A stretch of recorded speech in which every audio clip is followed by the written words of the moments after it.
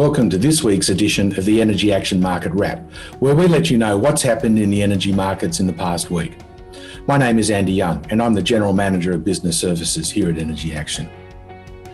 Well, last week, our Head of Trading and Pricing, Scott Easton, touched on the explosion and fire that occurred on the 25th of May to Unit 4 at the Callide C Power Station owned by CS Energy in Queensland.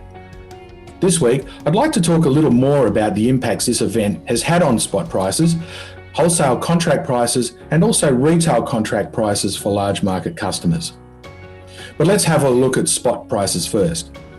Spot prices represent the price of electricity in the physical market that the generators receive for their output in each state. These prices are currently published every half hour and have been averaged for each month in this table.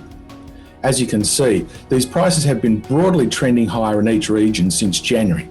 However, this outage has driven prices sharply higher in Queensland and to a lesser extent in its neighbouring state, New South Wales, while prices for Victoria, Tasmania and South Australia were largely unaffected.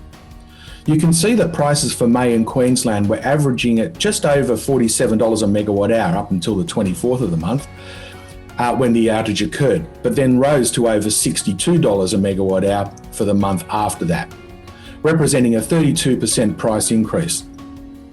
Similarly, in New South Wales, where the price average increased by 13% after the outage. Meanwhile, in Victoria and Tasmania, price average increased by only 3% and by only 1% in South Australia. While the other units at the power station were initially expected to return to service in the first week of June, CS Energy have now announced they will now be returned later in the month. The longer than expected reduction in supply has resulted in spot prices remaining firm in the first 3 days of June in Queensland and New South Wales at $444 a megawatt hour and $268 a megawatt hour respectively. The damaged unit is not expected to be available for the next 12 months, though this should not have a continued significant impact on spot prices.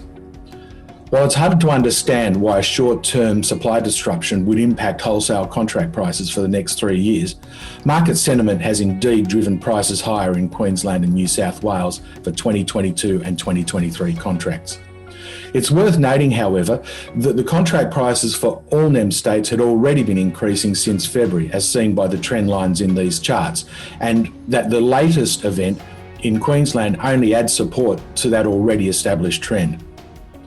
We noted in our latest market wrap published this week that the events of the past fortnight serve as a reminder that price spikes from generator or transmission outages can occur at any point in the price cycle. As a result, the market price for electricity can be highly volatile, and this risk needs to be actively managed regardless of how low they may fall. The impact to retail contract prices for large market customers can be seen in the Energy Action Price Index, or EPI. This chart can be seen on our new website, which we launched just this week. This new chart now includes contract pricing for Western Australian large market customers. The EPI for the NEM states goes back to September 2006 and back to April 2019 for Western Australia, and is a valuable tool to see historic price trends for contracts. But let's take a closer look at the price action we've seen since January 2020. The downtrend for the NEM states has turned in March 2021, with retail contract prices now trending upwards, reflecting wholesale price movements. While prices have risen over the past few weeks and appear more likely to continue this trend, we still consider electricity rates as being unsustainably low and encourage large market customers thinking about their future energy costs to consider contracting out to 2024 or 2025 now. Well, that's it for this week. Check out our new website at energyaction.com.au, where you can see a fresh new look and lots of great content about the energy markets to help you take control of your energy needs and assist you on your path towards net zero. I'm Andy Young. Stay safe and cheers for now.